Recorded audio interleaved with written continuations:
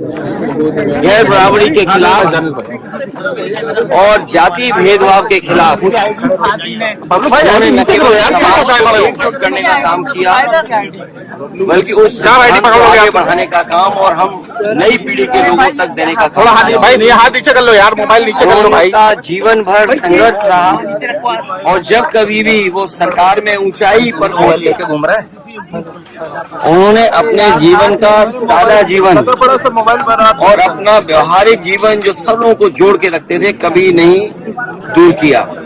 और हमें याद है कि 5 अगस्त के दिन जो उनका घर दिल्ली में था, घर के बाहर उन्होंने लोहिया के लोगों का लेकर के एक तख्ती लगाई हुई थी और उस दिन पूरे प्रदेश और देश के लोग उनके घर जाकर के उन्हें बधाई और मुलाकात करते थे।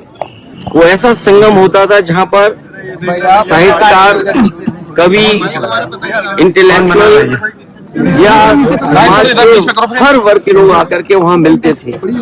और समाजवादी नेता जनेश्वर मिश्र जी के उनके काम और उन्होंने जिस तरीके से हर वर्ग के लोगों को जोड़ के रखा, और उसी का परिणाम ये है कि आज भी समाजवादी आंदोलन जीवित है।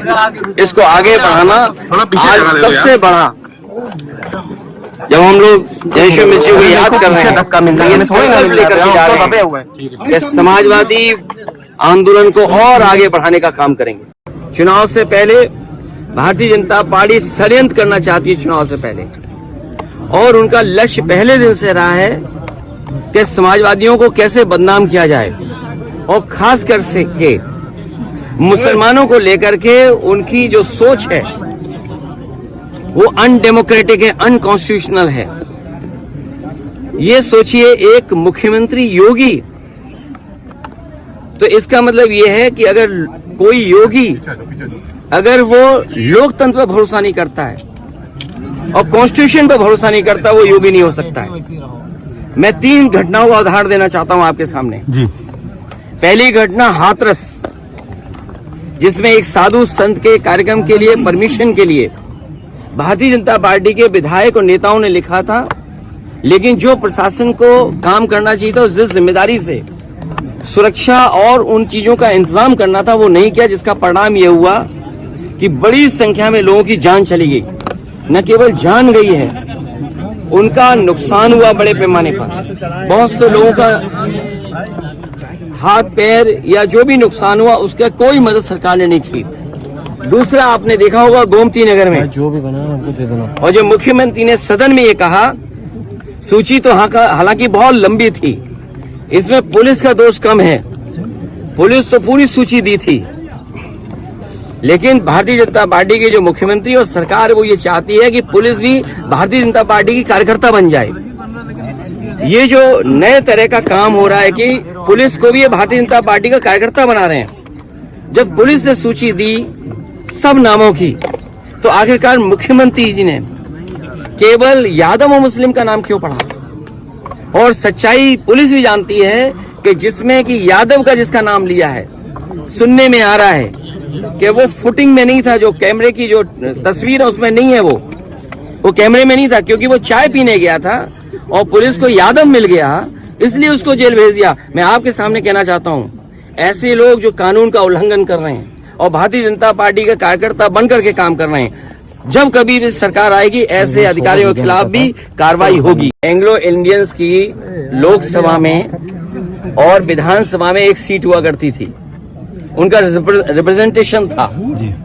इन्होंने जनगणना करा ली फर्जी, इन्होंने फर्जी जनगणना कराई और फर्जी जनगणना करा करके एंग्लो इंडियंस की एक सीट ले ली, छीन ली।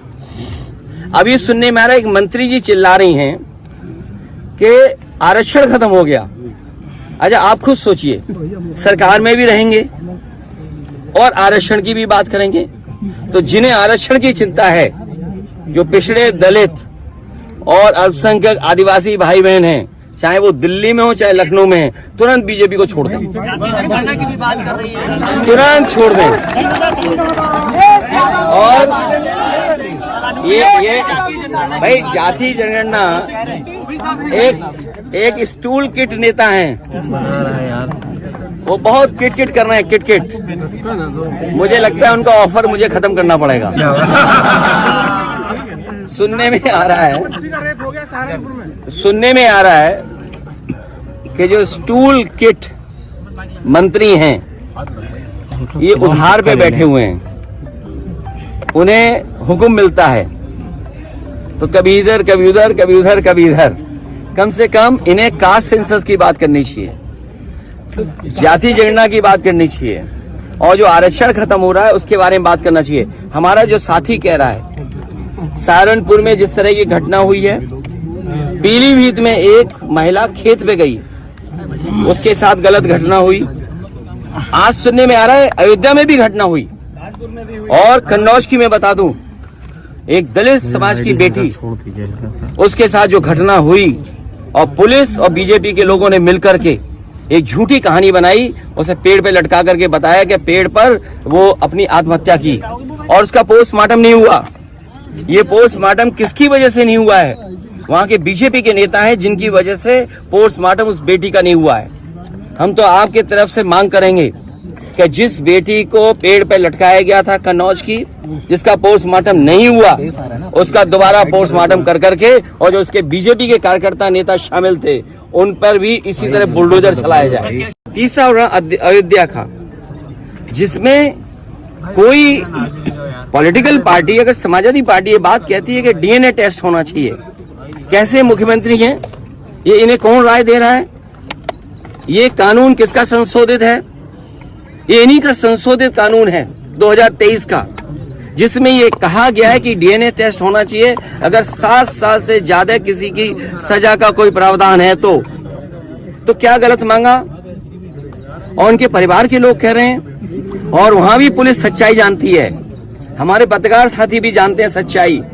वहां की पुलिस जब बीजेपी के इशारे पर और वो सच्चाई से अगर काम करना चाहते तो उन्होंने क्या किया? उन अधिकारियों के खिलाफ कार्रवाई कर दी। तमाम अधिकारी ऐसे हैं जो कह रहे हैं कि हमें तो नौकरी बचानी है, हम क्या करें? हम टेंशन में आ जाएं कि हम भी सर मार दें किसी आदमी के सर पे। आपने देखा नहीं बनारस में क्यूटो में क्या हुआ? अधिकारी पे इतना प्रेशर कि वो आकर के सर मार दिया उसके व्यापारी के। सोचिए आप, इसमें तमाम ऐसे लोग हैं, आप अकेले में बात करना कितने प्रेशर में जीवन जी रहे हैं। ये जो भार है इनके पास, मेडल बेल और ये तमाम लैनियार्ड और नेम प्लेट और तमाम उसके अलावा ऐसा भार है इनके ऊपर, ये काम नहीं कर सकते, न्याय नहीं दे सकते। और उसका परिणाम ये हुआ कि भेदभाव कर रहे हैं, और ये भेदभाव इसलिए कर रहे हैं कि इनको हर जगह राजनीति दिखाई दे रही है, वोट दिखाई दे रहा है। ये कितना भी कुछ कर लें, अब जनता को इनसे कोई उम्मीद नहीं है, और जब उम्मीद खत्म हो जाए किसी पॉलिटिकल पार्टी से तो समझ लेना उनका सफाया होना निश्चित है। ये जो हारे हैं, इतना बुरा हारे हैं, जनता इससे भी बुरा इन्हें हराएगी, तभी इनका इलाज हो सकता है।